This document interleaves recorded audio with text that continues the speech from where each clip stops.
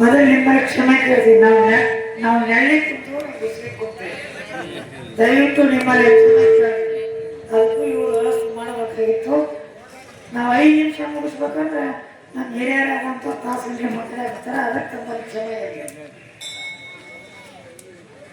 ನಮ್ಮ ತಂದೆ ಅವರ ಆಶೀರ್ವಾದದಿಂದ, ನಮ್ಮೆಲ್ಲರ ಆಶೀರ್ವಾದದಿಂದ ನನ್ನ ವಿಧಾನಸೌಧಕ್ಕೆ ಕಳಿಸಿಟ್ಟು ಮೊದಲನೇ ಹೆಸರು ಬರೋದ ಬಿಲ್ಕೇರವರು 800 ಅಧಿಕ ಮತಗಳಿಂದ ನೀವು ಕಳಿಸಿದ್ದೀರಿ.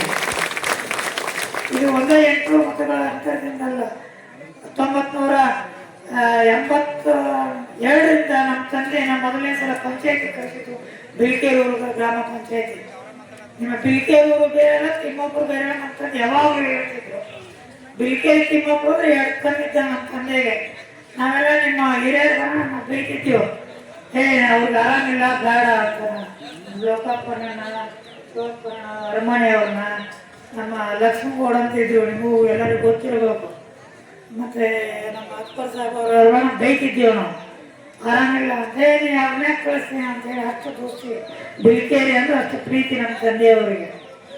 ಅದಕ್ಕೆ ನಿಮ್ಮೆಲ್ಲರ ಆಶೀರ್ವಾದದಿಂದ, ನಮ್ಮ ತಂದೆಯವರ ಆಶೀರ್ವಾದದಿಂದ, ಇಬ್ಬರು ಗುರುಗಳ ಆಶೀರ್ವಾದದಿಂದ ನಾನು ವಿಧಾನಸಭೆ ಕಳಿಸಿರಿ.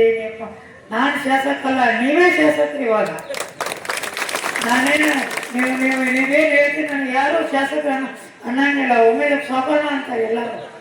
ನನಗೆ ಯಾರು ಯುವಕರಿಗೆ ಶಾಸಕ ನನಗೆ ಅನಿಸಿಲ್ಲ ಇಲ್ಲ. ಅದು ದಯವಿಟ್ಟು ತಮ್ಮೆಲ್ಲ ಆಶೀರ್ವಾದದಿಂದ ನೀವು ಹೇಳ್ತೇನೆ ಎಲ್ಲ ಕೆಲಸವನ್ನು ಮುಂಚಿನ ಕಡೆಯಲ್ಲಿ ತಗೊಂಡು ತಮ್ಮೆಲ್ಲ ಆಶೀರ್ವಾದದಿಂದ ಕೆಲಸ ಮಾಡಿ ನಿಮ್ಮ ಜೊತೆನೇ ಇರ್ತೀನಿ ಅಂತೇಳಿ ನಮಸ್ಕರಿಸುತ್ತಾ ನನ್ನ